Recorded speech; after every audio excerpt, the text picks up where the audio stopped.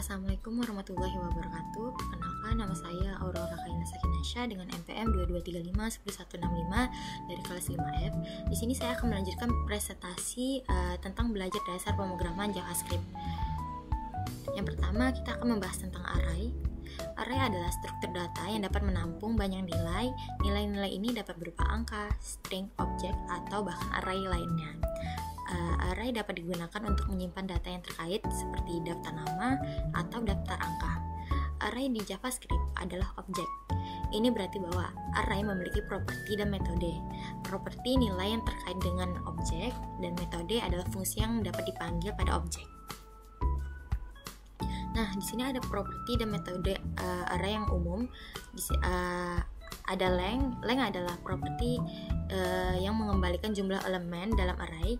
Kalau push itu adalah metode yang menambahkan elemen akhir pada array. Kemudian pop, kalau pop ini metode untuk menghapus elemen terakhir dari array. Shift itu metode yang menghapus elemen pertama dari array. Unshift itu metode yang menambahkan elemen ke awal array. Dan index of itu adalah metode mengembalikan indeks elemen pertama yang cocok dengan nilai yang diberikan.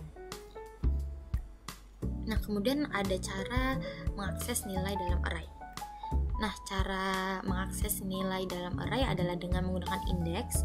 Indeks adalah angka yang menunjukkan posisi nilai dalam array. Indeks pertama adalah 0.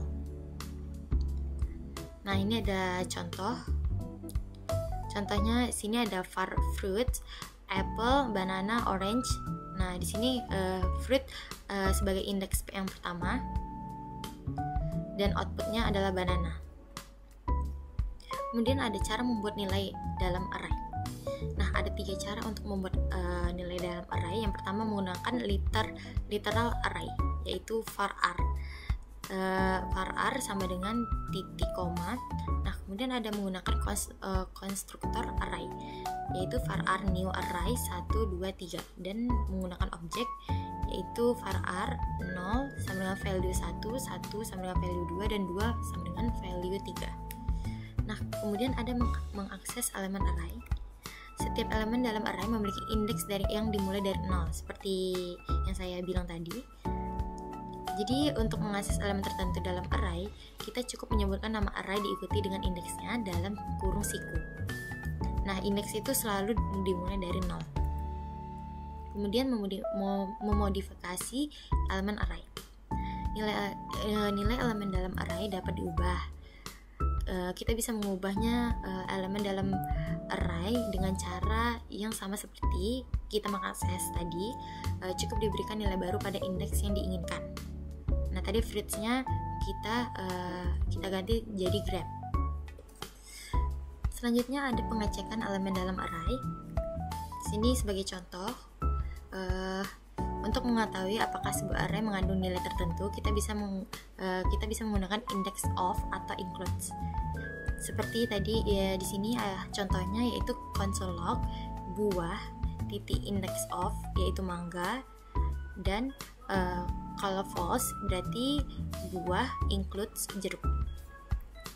Lanjut, ada looping dan iterasi dalam array. Ini ada contohnya.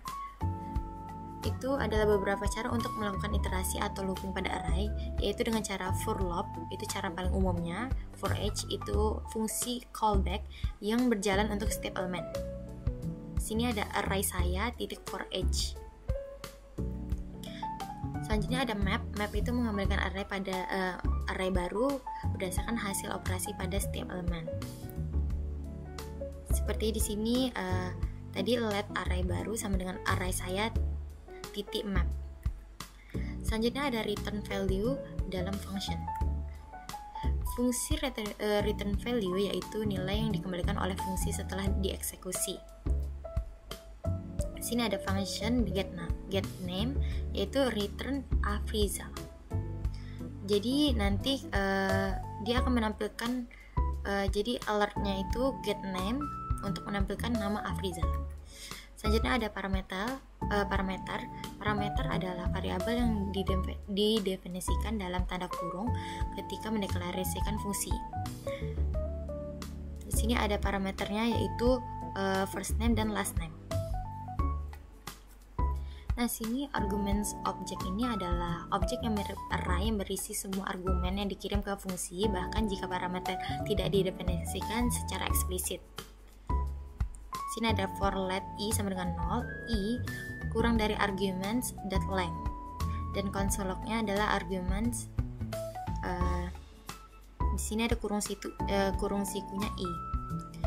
Nah, nanti outputnya itu bakal menampilkan nama yaitu Dea, Goblas, dan juga Afrizal. Kemudian ada cara membuat function dengan 3 metode utama. Yang pertama ada function declaration. Ini adalah cara paling umum untuk mendefinisikan fungsi. Selanjutnya ada function expression, fungsi yang dapat disimpan dalam variabel yang dikenal sebagai function expression.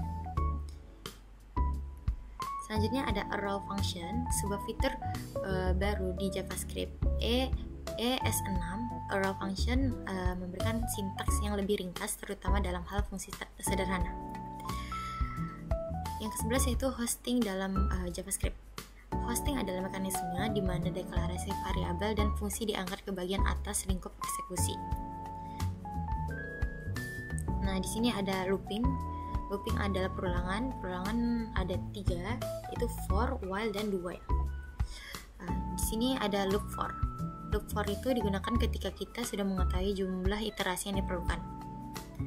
Loop while digunakan ketika kita tidak tahu persis berapa kali loop akan berjalan. Jadi nanti incrementnya itu adalah x++. Loop do while itu selalu dieksekusi setidaknya sekali, bahkan jika kondisi awal tidak terpenuhi. Nah, penggunaan if dalam loop. Di dalam loop kita dapat menggunakan pernyataan if untuk memfilter hasil, misalnya untuk mencetak hanya angka ganjil atau genap. Nah, beberapa jenis loop itu loop ada for of, for each, for in, dan juga map. Penggunaan for of, kalau for of itu yang digunakan untuk mendapatkan nilai dari setiap elemen dalam array secara langsung. Kalau for in yang digunakan untuk mendapatkan indeks dari elemen dalam array, bukan nilainya. Penggunaan for each sebuah metode yang lebih fleksibel untuk melakukan iterasi pada array. Dengan for each kita bisa mendapatkan nilai, indeks, atau keduanya sekaligus. Penggunaan map. Nah, map ini mirip seperti for each tapi memiliki perbedaan. Kalau map itu mengembalikan array baru. Nah, metode map ini memproses setiap elemen dari array lalu menghasilkan array baru yang berisi hasil pemrosesan elemen-elemen tersebut. Kemudian ada JavaScript asynchronous, itu untuk memahami eksekusi asinkronus yang sangat penting dalam pengembangan aplikasi web modern, khususnya dalam kasus di mana operasi jaringan HTTP request, akses file, dan interaksi dengan basis data sering terjadi. Bagaimana JavaScript menangani proses sinkronus dan asinkronus, serta memperkenalkan teknik manajemen proses asinkronus seperti callback, promise, dan juga async atau await. Nah, sekian penjelasan dari saya, lebih kurangnya mohon maaf. Assalamualaikum warahmatullahi wabarakatuh.